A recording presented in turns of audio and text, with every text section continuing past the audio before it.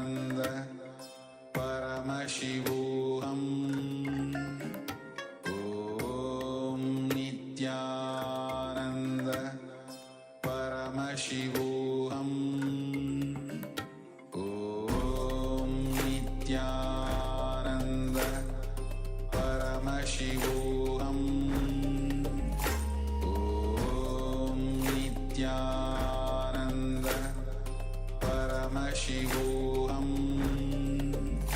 Om Nithyananda Paramashivoham Om Nithyananda Paramashivoham Om Nithyananda Paramashivoham Om Nithyananda Paramashivoham Om Nithyananda Paramashivoham Om Nithyananda Paramashivoham Om Nithyananda Paramashivoham Om Nithyananda Paramashivoham Om Nithyananda Paramashivoham Om Nithyananda Paramashivoham Om Nithyananda Paramashivoham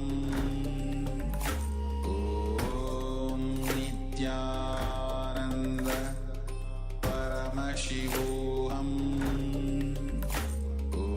Om Nithyananda Paramashivoham Om Nithyananda Paramashivoham Om Nithyananda Paramashivoham Om Nithyananda Paramashivoham. Yes. With this, let us now move on to the next step of this process.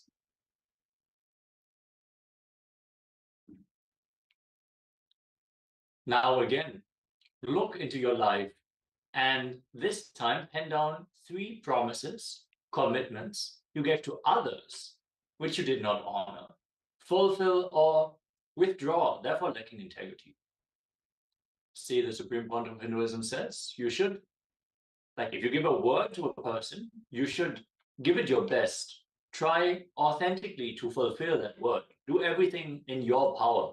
If you gave everything and still you're not able to fulfill it, make sure that you complete and tell the person on time that you are not going to be able to fulfill it. This way, you're going to keep your heart clean. So let us now move into this step where we pen down 3 promises or commitments we gave to others and did not honor those commitments.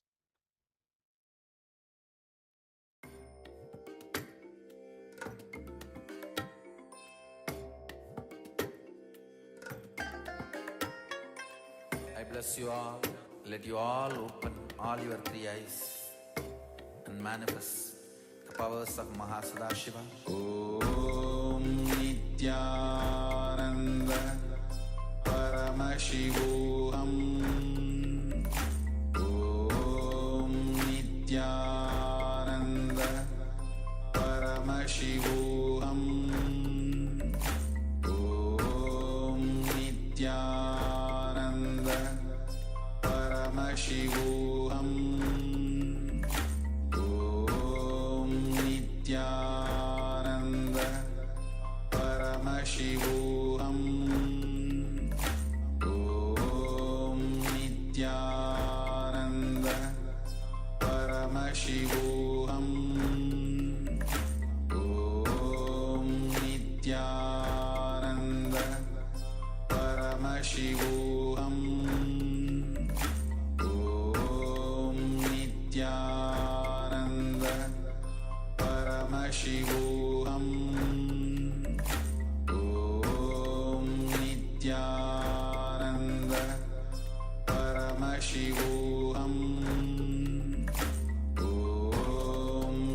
Nithyananda Paramashivoham Om Nithyananda Paramashivoham Om Nithyananda Paramashivoham Om Nithyananda Paramashivoham Om Nithyananda Paramashivoham Om Nithyananda Paramashivoham Om Nithyananda Paramashivoham Om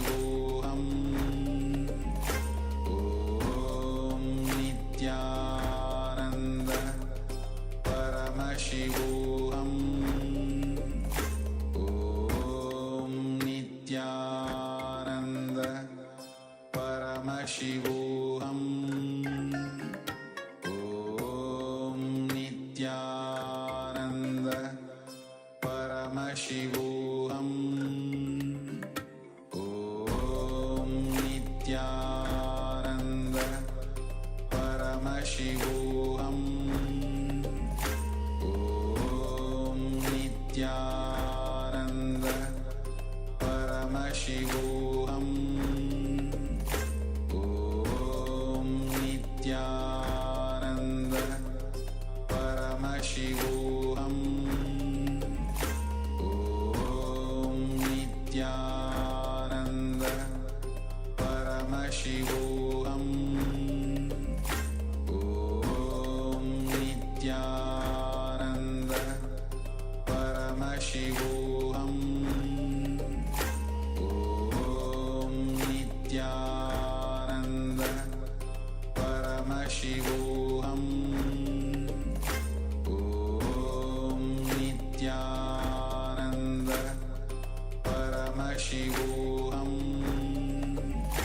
Om Nithyananda Paramashivoham.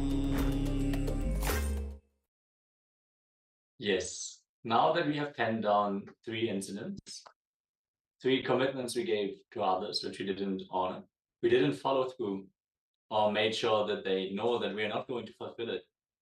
Let us now enter into the final step of this powerful process, completion with Vak. Make a call to the 3 people and recommit to completing the word you gave and fulfill it, or withdraw and complete the word you gave. Sometime they may not even remember, but if you remember, you have to complete with them. So let us now connect to the people to whom we made the commitment and either recommit that, yes, now I'm going to follow through, I'm going to make it happen, I haven't forgotten about my commitment, or you complete with them, telling them that I'm not able to fulfill this commitment. So I'm competing with you. I'm not going to do this. Let us take a few minutes, and then we're going to move on to the next session, which is going to be the power manifestation session. Thank you so much for joining. Nithyananda.